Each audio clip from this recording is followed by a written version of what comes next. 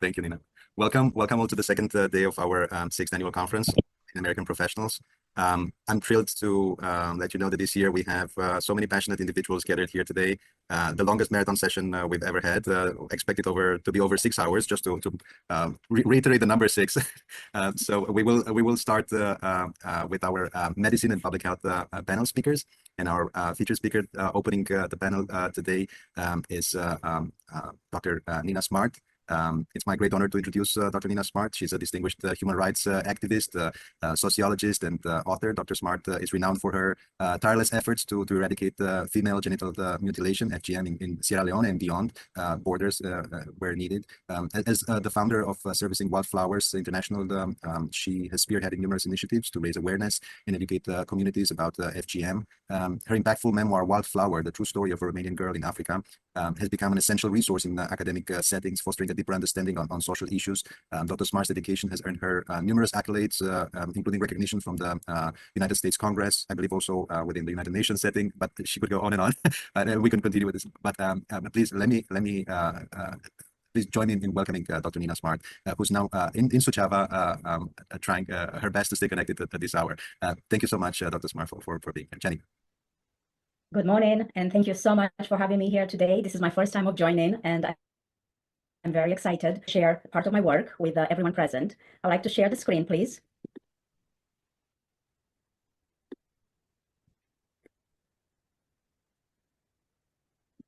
Yeah, seeing it. Yes.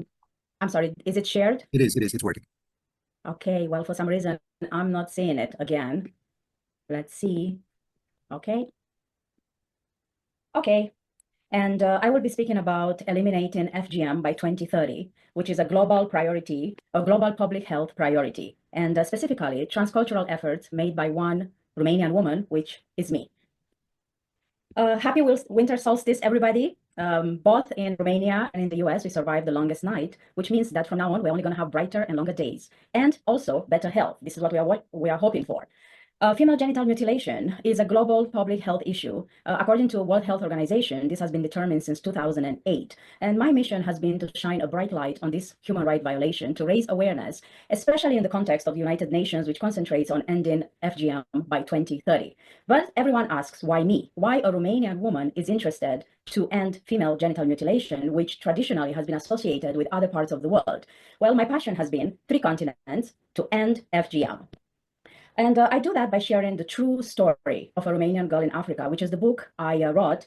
And this is a copy of the book. And I address, I speak about the one day when I managed to escape the danger of having to be initiated into the secret society and having to undergo FGM. I start my presentations by speaking in Romanian language, and I feel that that is very important because language and identity lives in us. And as an immigrant in the United States, I have always been asked about my heritage. So I wanted to also let everyone know about that. But speaking about my contact with female genital mutilation, it started in Sierra Leone, West Africa, where this is a way of life for more than 96% of the women and girls in Sierra Leone. It is a cultural practice, and it is part of the initiation into the secret society of Bondo or Sande, and that is one of the most powerful secret societies on the continent of Africa. The mask that you see in the picture is the one that is worn by the woman who does the procedure. What is also notable is the total absence of men during this initial initiation into the secret society. I usually address the 3 S's, which is secrets, sexuality, and of course, my favorite, which is solution.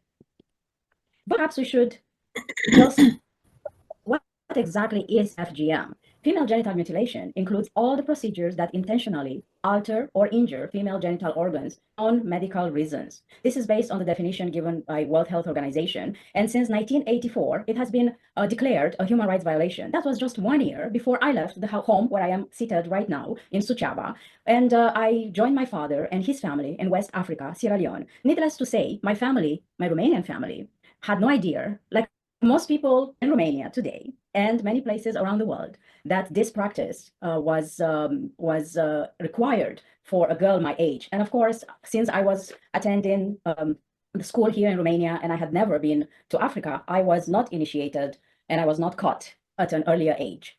According to the United Nations, it is estimated that 230 million women and girls live a day with the effects of FGM. It's also known as female circumcision or female genital cutting, but through my extensive research in West Africa, I stick with the term FGM, mutilation being very essential in describing this harmful traditional practice. In Africa alone, million girls who are at risk of FGM annually. Given that this is a secret practice, we actually really don't know how many girls are undergoing this practice, and in fact, how many girls die from this practice. It is also very important to note that FGM is actually practiced all over the world. Just in the United States, we have over 500,000 of girls who are at risk of FGM. And since I have returned back to Romania, I have closely worked with people in the End FGM European network. And here we have almost 200,000 girls who are at risk of FGM. Unfortunately, it is a very challenging subject to address. Hence, our presence here and raising awareness about this practice, it's extremely important in breaking the silence on FGM. As with many other human rights violations, there are international conventions that ban the practice, starting with human rights in 1948, Convention Against Torture in 1984, and also next year we're celebrating 30 years from the Beijing Declaration and Platform for Action. However, FGM continues. It is important to know that in many parts of the world, such as in Sierra Leone, the methods of cutting continues to be without any anesthetics. They use razor blades, broken glass, scissors, knives, and sometimes just a sharp stone. The girls are really expected to be very brave, otherwise they bring shame on their family. In my book, this is what I do talk about. Because I went to school here, Școala Generală Mărunu, just next door to where I am located at this moment in Suceava. Of course, I made a special, so I was not initiated, and I became stigmatized by my schoolmates and, of course, among extended family. It is also important to know why this is a human rights violation and the effects, the harmful effects of FGM, such as severe bleeding, fistula, problems urinating that stay with girls and women for a lifetime, the potential childbirth complications, and sometimes death. The lifelong psychological damage is usually not even addressed.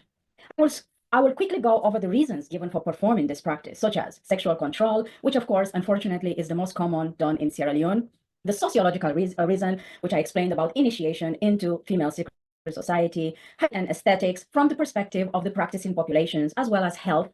And unfortunately, there is a mistaken belief that FGM is mandated by Islam. I am very stern on this reason because my family in Sierra Leone is Christian. And unfortunately, we are very aware of the fact that despite religion, FGM continues to be practiced. In the past decade, we have discovered that African identity is also an issue for practicing the FGM. However, there are transcultural efforts to end the practice, and this is where I proudly use my Romanian identity, as I mentioned, and as Theo mentioned about my book, The True Story of a Romanian Girl in Africa. So through the United Nations, and that the Romanian ambassador to the UN, Ambassador Simona Miculescu, opened for me about over a decade ago. And of course, being a Romanian, it has helped me to boldly against this practice and also to collaborate with organizations to help bring effective solutions at the local level. So about 20 years ago, I founded the organization that's called Servicing Wildflowers, SWF International.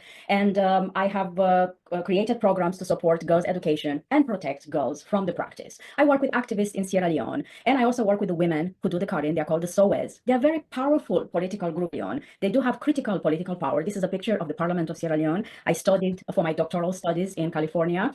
And I also work with politicians on the practice. This is a picture of one of the activists that I have been supporting for many years, and we are proudly making changes at the local level in Sierra Leone. One of my passions have been including men in our efforts to end FGM. This is extremely important because I mentioned that there is an apparent absence of men when we address the issue of FGM at the local level. However, it is the men who, in most cases, pay for the practice, and they end up having to marry a girl who has been cut. And standing up against the practice shows a very firm stand to their family members. I have also directly worked with members of the parliament and with community leaders through different areas, especially the rural areas of Sierra Leone, with traditional leaders on alternative ways and abandoning the knife on FGM, with religious leaders, both Christians and Muslims, and traditional leaders, with the president of Sierra Leone, the Romanian consul in Los Angeles, and other ambassadors such as the Japanese ambassador at the United Nations. And I also have collaborate different initiatives at UN Women. There is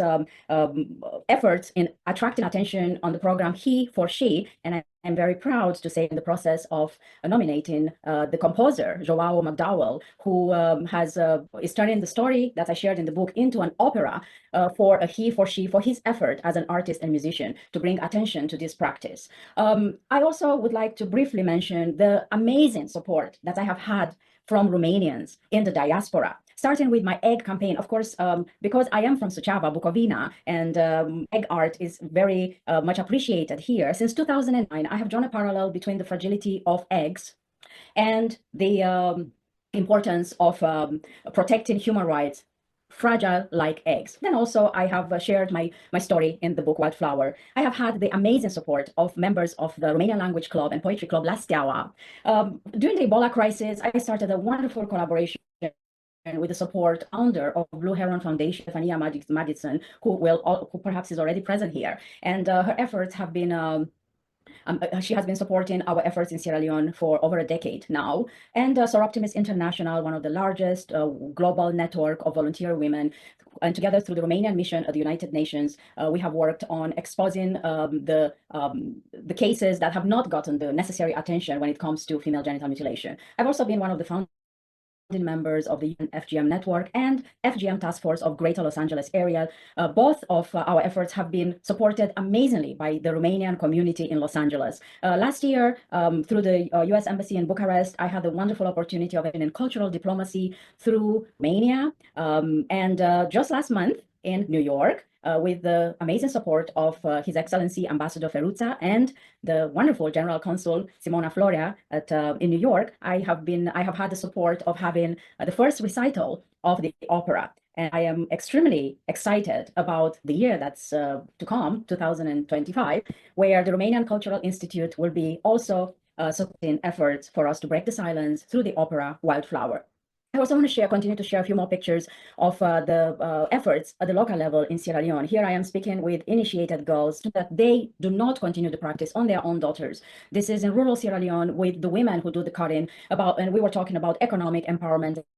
Some of the day. I also support through proceeds from my school and the presentations that I'm invited to do at different universities around the world, from vocational training center, and I support a local activist in providing local solutions, empowering women, making them business owners in Sierra Leone. And my motto is education, not mutilation. And it's not just the education of the girls, but it also of the women who do the cutting, of all the members of the community, the families, including men and boys, intergenerational talks about FGM, and in general, empowering girls to embrace their African identity without having to undergo and accept this harmful traditional practice.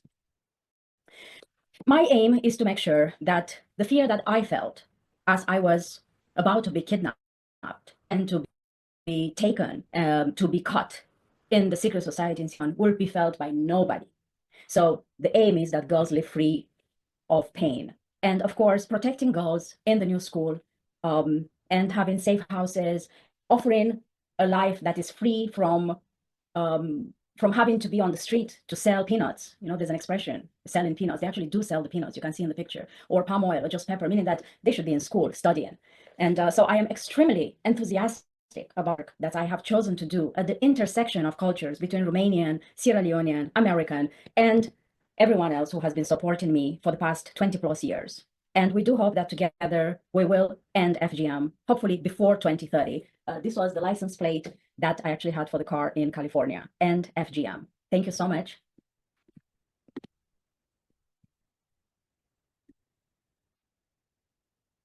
We can't hear you.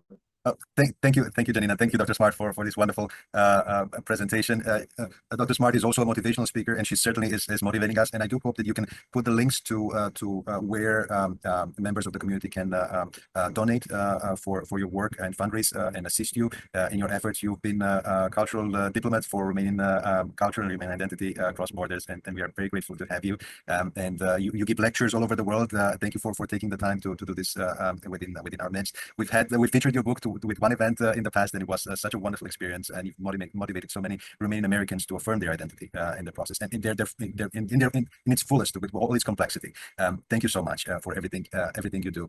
Please do share contact information and how we can assist in this effort. And also, we look forward to seeing you in New York soon at HRE. Doru Prania was presenting yesterday. He's a great supporter, and we hope to see you there. We hope to